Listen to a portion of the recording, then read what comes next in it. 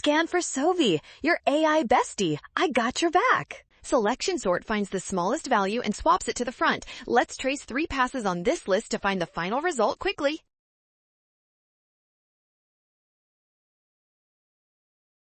Starting with our list, we find the smallest value, which is 1. We swap this 1 with the first element, 2, resulting in 1, 3, 1, 5, 6, and 2.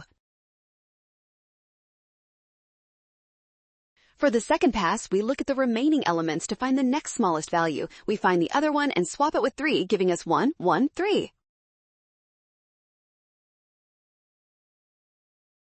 In the third pass, find the smallest remaining value, 2. Swap it with 3 to get 1, 1, 2, 5, 6, and 3.